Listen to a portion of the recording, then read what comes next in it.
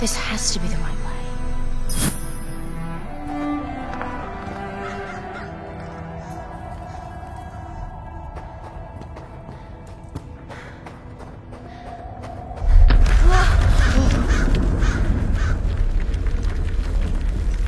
Before we continue, let's stop a moment and take a look at some of the key features of this demo.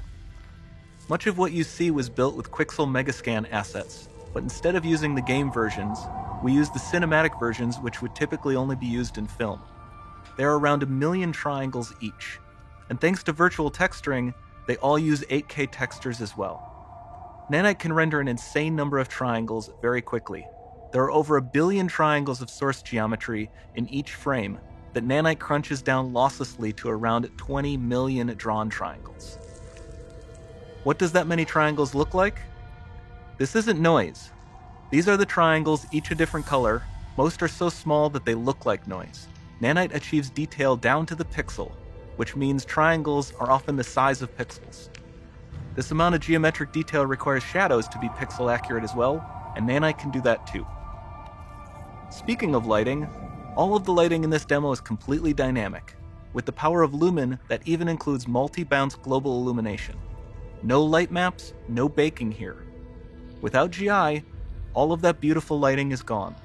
With Lumen enabled, we can move the light and the bounce changes instantly. Okay, let's keep going.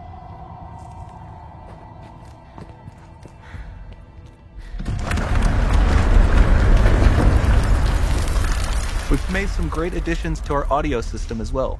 Convolution Reverb allows us to measure reverberation characteristics of real spaces, like actual caves that we sampled, and reproduce them in virtual spaces.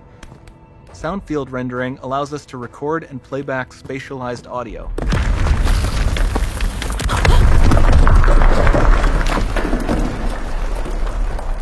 All of this adds up to a more immersive experience.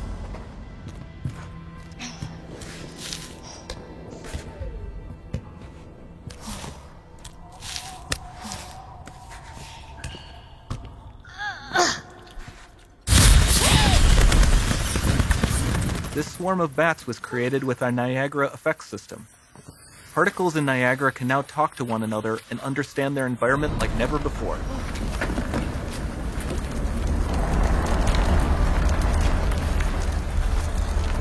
We've also added a ton of new functionality to run fluid simulations like you see in the water below.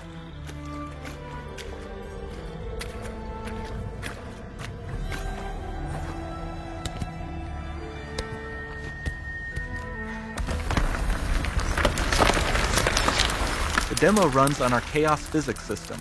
Here we are using it to accurately simulate the rigid bodies of the falling rocks and the cloth of her scarf.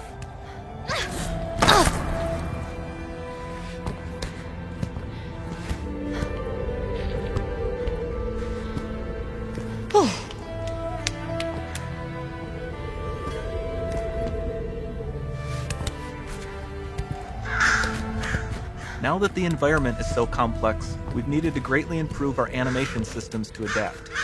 We've added predictive foot placement and motion warping, which dynamically modifies IK and body position to look more natural. For the character to more realistically interact with the environment, we've added the ability to trigger seamless contextual animation events, like her hand on the door. That's promising.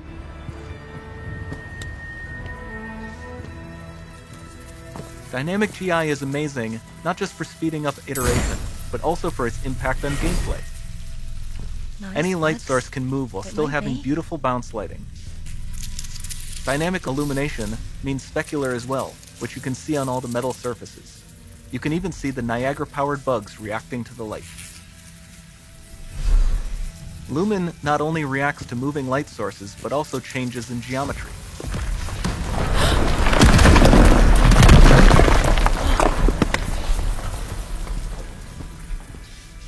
Remember we mentioned high poly assets? This statue was imported directly from ZBrush and is more than 33 million triangles. No baking of normal maps, no authored LODs.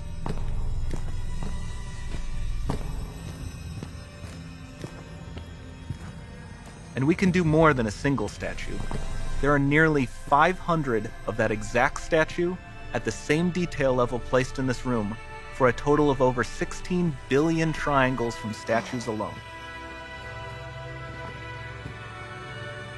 Over this entire demo, there are hundreds of billions of triangles.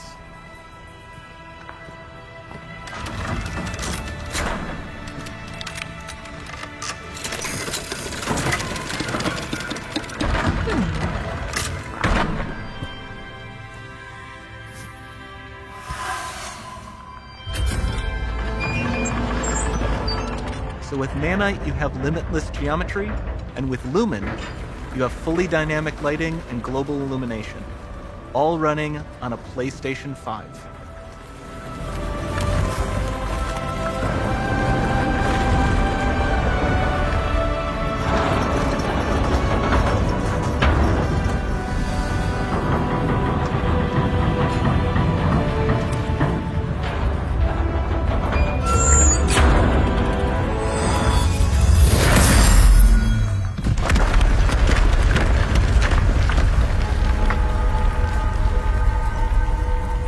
There's not much time left. And this doesn't need to be constrained to small rooms. It can stretch all the way to the horizon. The portal, it's open. Don't fail me now.